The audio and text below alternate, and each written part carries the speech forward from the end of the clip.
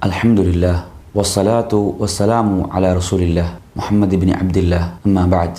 Mahitavat sahodara sahodarini assalamu alaikum wa rahmatullahi wa barakatuh. Keneku විශ්වාස කළ යුතු අනිවාර්ය කරුණු 6 අතුරින් පස්වෙනි කරුණ තමයි අවසාන දිනය කෙරෙහි වූ විශ්වාසය.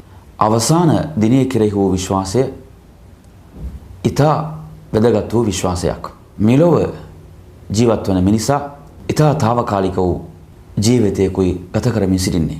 මේ මිනිස් ජීවිතයට අර්ථයක් තිබෙනවා. ඒ අර්ථය තමයි ඔහුගේ මේ සියලු ක්‍රියාකලාපයන්ට ඔහුට ප්‍රතිඵල හිමිවන දිනය. ඔහුගේ ක්‍රියාකලාපයන්ට ප්‍රතිඵල හිමිවන්නත් නම් මේ ජීවිතයට කිසිදු වටිනාකමක් අර්ථයක් නැති වී යනවා. ඒ පමණක් නොව මේ ලෝක ජීවිතය තුළ අපි දකින තවත් දෙයක් තමයි අපරාධයන් කරන, අයුක්තිය කරන, මිනී මරණ, කොයිතරම් මිනිසුන්ගේ අයිතීන් පෑරහරින්න පුළුවන්ද, උදුරා ගන්නට පුළුවන්ද, ඒ තරම් අපි වර්තමානය තුලත් ඉතිහාසය තුලත් සමූල ඝාතන කළ පිරිස් අපරාධකරුවන් අපි දුටුවා. මොවුන්ගේ මේ අපරාධයන්ට නිසි දඬුවම් මේ ලෝකයේ තුල ලැබුණද, හිමි වුණාද? ඒ පමණක් නොව සාධාරණ ලෙස යුක්ති සහගත ලෙස ජීවත් වූ අයට ඔවුන්ගේ ඒ පිවිතුරු ජීවිතයට නිසි ප්‍රසාදයන් හිමි වුණාද? මේ ප්‍රශ්නයට පිළිතුර නැහැ කියන පිළිතුර තමයි. ඉතින් මේ වෙනුවෙන් අල්ලාහ් අවසාන දිනයක්, විනිශ්චය දිනයක් ඔහු නියම කර තිබෙනවා. ඒ දිනය තුල මේ සියල්ලට ප්‍රතිඵල හිමි වෙනවා. කිසිවෙකුට ඒ අවසාන විනිශ්චය දිනයෙන් පලා යන්නට හෝ බේරී යන්නට හෝ කිසිම අවස්ථාවක් ලැබෙන්නේ නැහැ. මුල්ම මිනිසා සිට අවසාන මිනිසා දක්වා සියලු අය ඔහු ඉදිරියේ විනිශ්චය සඳහා නැගිටවන ලබන දිනය තමයි අවසාන දිනය. මෙහි කොටස් දෙකක් වශයෙන් අපට බෙදා වෙන් කර දැනගන්නට පුළුවන්. ඒ එක් කොටසක් තමයි මරණින් මතු ජීවිතය. මරණින් මතු ජීවිතය කියන්නේ අල් කුර්ආනය මේ ජීවිතය අපට මේ ආකාරයට විස්තර කරනවා. වමින් වරායිහිම් බර්සඛුන් ඉලා යෞමි යුබ්අසුන්. ඔවුන් යලි නැගිටවන ලබන දිනයතෙක් තිරේ පිටුපස ජීවිතයක් ඔවුන් ගත කරනවා කියලා. ඒ ජීවිතය මිනිස් ඉන්ද්‍රියන්ට ගැටෙන ජීවිතයක් නොවේ. මිනිසාගේ කල්පනා කිරීමේ ශක්තිය, බුද්ධිය කියන එක ඉතා සීමිතයි. මිනිස් ඉන්ද්‍රියට ගැටෙන ජීවිතයක් නොවේ මරණින් මතු ජීවිතය. ඒ නිසායි අල් කුර්ආනයේ ඒ ජීවිතය පිළිබඳව සඳහන් කරන්නේ එය තිරේ පිටුපස වූ ජීවිතයක්. ඒ ජීවිතය කෙනෙකු කොයි වනතෙක් ගත කරනවාද? මේ ලෝක විනාශයෙන් පසුව අල්ලාහ් යලි මිනිසා යලි නැගිටවන තෙක් ඔහු ඒ ජීවිතය ගත කරනවා. ඒ ජීවිතේ පසු වෙනවා. යහපත් පුද්ගලයන් නම්, අල්ලාහට අවනතව ජීවත් වූ පුද්ගලයන් නම් ඔවුන් ඊට සුවනින්දක පසු වෙනවා. වැරදි කළ අල්ලාහට පිටුපා කටයුතු කළ පුද්ගලයන් නම් ඔවුන් දඬුවම් සහිත ජීවිතයක් ගත කරන බව ඉස්ලාම් අපට අවධාරණය කරනවා. ඒ පමණක් නොව අවසාන විනිශ්චය දිනය යනු මේ ලෝකයේ මුල්ම මිනිසා පටන් අවසාන මිනිසා දක්වා සියලු අය විනිශ්චය සඳහා නැගිටවන ලබන දිනයයි. ඒ දිනයේදී සියලු අයගේ ක්‍රියාකලාපයන් විනිශ්චයට ලක් වෙනවා. යුක්තිය අකුරටම ඉටුවන දිනයක්. අල්ලාහ් කිසිවෙකුට අබමල් රේණුවක තරම්වත් අයුක්තිය නොකරන, අසාධාරණ නොකරන ඔහු මේ ජීවිතයේ, මේ ලෝක ජීවිතය තුලත් ඔහුගේ සාධාරණය ඔහු ඉටු කරනවා. ඒ පමණක් නොව ඒ මරණින් මතු ජීවිතයේ අවසාන විනිශ්චය දිනයේ ඒ ජීවිතය තුලත් ඔහු යුක්තිය පමණයි ඉටු කරන්නේ. සාධාරණය පමණයි ඉටු කරන්නේ. කෙතරම් දුරට ඔහු යුක්තිය සාධාරණය ඉටු කරනවාද කියන එක අල් කුර්ආනය අපට සඳහන් කරනවා. ඉක්රා කිතාබක කෆා බිනෆ්සික යෞම අලයික හසීබා. ඒ පුද්ගලයන් ඔවුන්ගේ ජීවිතය අවුරුදු 50ක්ද 60ක්ද ඒ ජීවිතය තුළ ඔහු කළ සියලු ක්‍රියාකලාපයන් සටහන් වූ පොත ඔහුටම බාර කරන ලබනවා. ඔහුටම පිරිනමන ලබනවා. ඔහුට අල්ලාහ් කියනවා මේ හොඳට ඔබ කියවා බලන්න. කියවා බලලා ඔබ විනිශ්චය කරගන්න. ඔබ ස්වර්ගයට අයිති පුද්ගලයෙකුද නැත්නම් නිරයට අයිති පුද්ගලයෙකුද කියලා. ඉතින් ඒ තරම් යුක්තිය සාධාරණ ඊට වන දිනයක්. කොළේ වහලා ඒ කිසිම වැඩක් සිදු වෙන්නේ නැහැ. සියල්ල විවෘතයි. ඔහුටම ඔහුගේ ජීවිතයේ සියල්ල සටහන් පොත ඔහුගේ අතට පත් කරනු ලබනවා. ඔහුට විනිශ්චය කරගන්න පුළුවන් මම අයිති නිරයටද ස්වර්ගයටද කියලා. ඉතින් අන්න ඒ නිසා ඒ දිනය ඉතා වැදගත් වූ දිනයක්.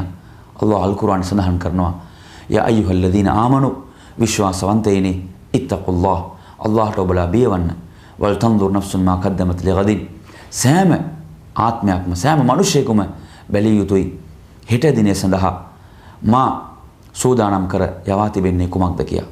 හෙට දිනය කියලා අල්ලාහ් සඳහන් කරන්නේ ඒ තීරණාත්මක ඒ සදාතනික ජීවිතයයි. මේ ලෝක ජීවිතයේ తాවකාලිකව පැවැත්මක් පමණයි.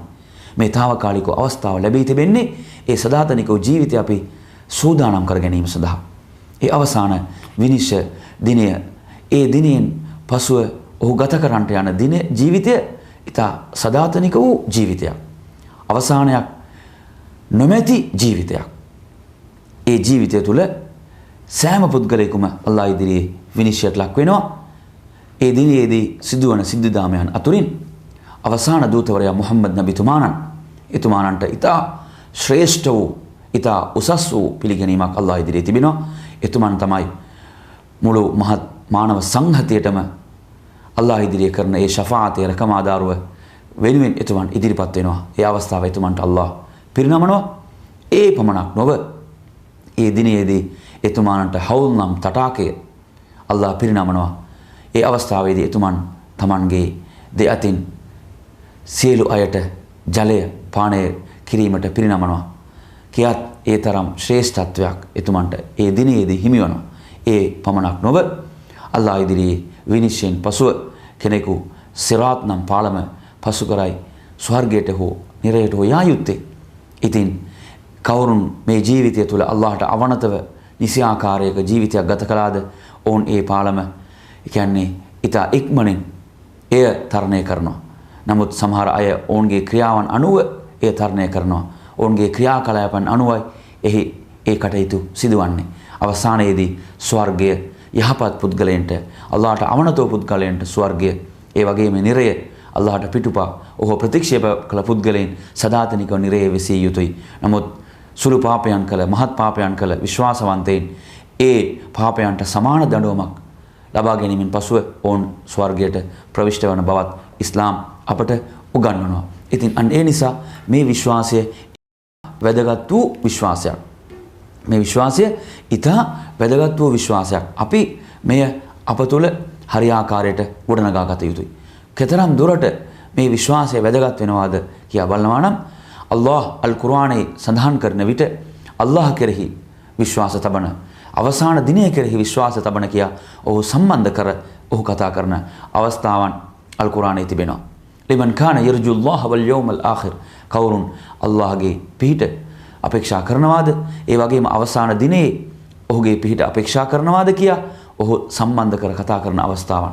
ඒ වගේම අවසාන දූතවරයා මුහම්මද් නබිතුමාණන් වරක් ප්‍රකාශ කරනවා මන් කාන යුමිනු බිල්ලාහි වල් යෞමිල් ආඛිර් කවුරුන් අල්ලාහ් කෙරෙහි අවසාන දිනය කෙරෙහි විශ්වාසය තබයිද ඔවුන් ෆල්යකුල් ඛෛරන් අව් ලියස්මුත් යහපත කතා කළ යුතුයි නැතහොත් ඔවුන් නිහඬව සිටිය යුතුයි කියලා එතුමාණන් කියනවා.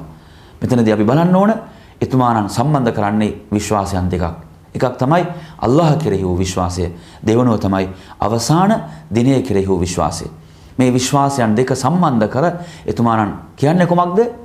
අප තුළ යහපත් ගති පැවතුම් අපි ගොඩනගා ගත යුතුයි. යහපත් ගුණාංග අපි ගොඩනගා ගත යුතුයි කියන කාරණාව තමයි එතුමාණන් පැහැදිලි කරන්නේ. ඉතින් අන්න ඒ නිසා මේ විශ්වාසය ඉතා වැදගත් වූ විශ්වාසයක්. එතුමාණන් තවත් වරක් කියනවා සෑම පුද්ගලයෙකුම අල්ලාහ් ප්‍රශ්න 4ක් යොමු කරනවා. ඒ ප්‍රශ්න 4ට ඔහු නිසි අයුරින් පිළිතුරු නොසපයා ඔහුගේ දෙපා සැලවීමට හෝ ඔහුට අවසරයක් ලැබෙන්නේ නැහැ කියලා. ඒ තරම් තීරණාත්මක අවස්ථාවක්. එතනදී ඒ යොමු කරන ලබන ප්‍රශ්න 4 කුමක්ද? මුල්ම ප්‍රශ්නය තමයි අල්ලාහ් අපගෙන් අසන ප්‍රශ්නය ඔබලාට මා ජීවිත කාලයක් පිරිනැමුවා. අවුරුදු 50ක් 60ක් මේ අඩු වැඩි වෙන්න පුළුවන්. මේ ජීවිත කාලය ඔබ ගත කළේ කෙසේද කියා අල්ලාහ් ප්‍රශ්නයක් යොමු කරනවා. එවිට අපි සෑම මොහොතකටම විනාඩියකටම පැයකටම අපි අල්ලාහ් ඉදිරියේ ගණන් සැපිය යුතුයි. ඔහු ඉදිරියේ අපි ගණන් දිය යුතුයි. ඒ පමණක් නොව තාරුණ්‍ය පිළිබඳව දෙවෙනි ප්‍රශ්නය යොමු වෙනවා. ඔබට අපි තාරුණ්‍යයක් ඊටමත් ශක්ති සම්පන්න ජවයෙන් යුතු අවධියක් අපි පිරිනැමුවා. මේ තාරුණ්‍ය ඔබලා ගත කළේ කෙසේද කියා ඔහු ප්‍රශ්න කරනවා. මේටත් අපි පිළිතුරු ලබා දිය යුතුයි. සමහර උදවිය සිතාගෙන සිටිනවා මේ තාරුණ්‍ය යනු අපි හොඳට අපි ජොලි කරන අවධියක් කියලා. කොහෙත්ම නැහැ සහෝදරරුනි. මේ කාලය තුල මේ දහම වෙනුවෙන් අපි ඊට කළ යුතු මෙහෙවර අනන්තයි අප්‍රමාණයි. ඒ පමණක් නොව දෙවෙනි ප්‍රශ්නය වශයෙන් යොමු වෙනවා ඔබලා කොයි ආකාරයටද මුදල් හරි හම්බ කළේ. සමහර අය මුදල් හරි හම්බ කරන විට ඔවුන් තුල කිසිම සාර ධර්ම නැහැ. ඔවුන්ට මුදල් පමණයි එකම අරමුණ. ඔවුන් යුක්තිය සාධාරණය කිසිවක් බලන්නේ නැහැ. ඔවුන් කොයි ආකාරයට වුණත් අපට මුදල් ආවනම් ඇති කියලා තමයි ක්‍රියා කරන්නේ. මේ ඊටමත් ශෝචනීය තත්වයක්. අවසාන දිනයේදී අල්ලාහ් යොමු කරන තවත් ප්‍රශ්නයක් මොකද්ද? ඔබලා මිල මුදල් හරි හම්බ කළේ කෙසේද? සිව්වෙනි ප්‍රශ්නය තමයි ඒ මිල මුදල් ඔබලා වියදම් කළේ කෙසේද කියන ප්‍රශ්නයක් තිබෙනවා. මාගේ මිල මුදල් මට ඕන විදිහට වියදම් කරන්න පුළුවන්. මට අයිතිය නිදහස තියනවා කියලා ක්‍රියා කරන්න බෑ. ඒ යහපත් මාර්ගයේ යහපත් ආකාරයට සමාජයේ උන්නත වෙනුවෙන් අපගේ දෙලොව උන්නතිය වෙනුවෙන් එය අපි වියදම් කළ යුතුයි. මේ ප්‍රශ්න හතරට කෙනෙකු පිළිතුරු නොසපයා ඔහුගේ දෙපා සෙලවීමට අවස්ථාවක් ලැබෙන්නේ නැහැ. ඒ තරම් තීරණාත්මක වූ අවස්ථාවක් තමයි අවසාන දිනය. ඒ පමණක් නොව ඒ දිනය විවිධ නාමයන්ගෙන් අල් කුර්ආනය හඳුන්වනවා. යෞමුල් ආඛිරා අවසාන දිනය, යෞමුද්දීන් විනිශ්චය දිනය, යෞමුල් ඛියාමා සියලු අය නැගිටිනු ලබන දිනය, යෞමුල් හෂර් සියලු අය යලි එක්රැස් කරන දිනය. මේ වගේ විවිධ නාමයන්ගෙන් අල් කුර්ආනය ඒ දිනය හඳුන්වනවා. ඒ තරම් තීරණාත්මක වූ දිනයක්. ඒ දිනයේදී අල්ලාහ් තමන්ගේ සමහර පිරිස් උදවියට විශේෂයෙන් නබිතුමාණන්ගේ ප්‍රකාශයන් තුළ සඳහන් වෙනවා පිරිස් 7කට අල්ලාහගේ සෙවණැල්ල ලැබෙන දිනයක්. කිසිදු සෙවණැල්ලක් නොමැති ඒ දිනයේදී අල්ලාහගේ සෙවණැල්ල හිමි වෙනවා කාටද? යුක්තිය, නීතිය සාධාරණ ස්ථාපිත කළ නායකයන්ට. ඒ පමණක් නොව තමන්ගේ තාරුණ්‍ය අල්ලාහගේ මාර්ගයේ කැප කළ තරුණයින්ටත් අල්ලාහ් තමන්ගේ ඒ සෙවණැල්ල පිරිනමන බව ඒ ප්‍රකාශය තුල සඳහන් වෙනවා. මේ ආකාරයට ඒ ප්‍රකාශය තුල පිරිස් 7ක් පිළිබඳ සඳහන් වෙනවා. එහෙමනම් අපි මේ දිනය කෙරෙහි ඊට දැඩි විශ්වාසයක් අප තුල ගොඩනගා ගත යුතුයි. ඒ පමණක් නොව අපගේ සියලු ක්‍රියාකලාපයන්ට අපි ගණන් දිය යුතුයි. ඔහු ඉදිරියේ අපි විනිශ්චයට ලක් වෙනවා. කිසිවක් ඔහුට වසන් කරන්න බෑ. සියල්ල සටහන් වෙමින් පවතිනවා. අපි කතා කරන සෑම වචනයක් පාසාම අපගේ හැම ක්‍රියාවක් පාසාම සටහන් වෙමින් තිබෙනවා. ඒ සියල්ල පිළිබඳව මා ප්‍රශ්න කරන ලබනවා කියන ඒ හැඟීම මත අපගේ සියලු ක්‍රියාකලාපයන් අපි පවත්වා ගත යුතුයි. ඒ තුලින් අල්ලාහ් අපේක්ෂා කරන්නේ යහපත් සමාජයක්, යහපත් පුරවැසියෙක්, යහපත් පවුලක් තමයි අල්ලාහ් අපේක්ෂා කරන්නේ. ඒ තුලින් සමාජය යහපත් වෙනවා. සමාජය යහපත් සමාජයක් බවට පත් වෙනවා. ඒ තරම් ඉතා උතුම් වූ විශ්වාසයක් තමයි අවසාන දිනය පිළිබඳව විශ්වාසය. ඒ විශ්වාසය අප තුළ දැඩිව අපි ගොඩනගා ගමු කියා පවසමින් මා අවසන් කරනවා. අස්සලාමු අලයිකුම් වරහ්මතුල්ලාහි වබරකාතුහු. ව ආඛිරු දඅවානා අනිල් හම්දුලිල්ලාහි රබ්බිල් ආලමීන්.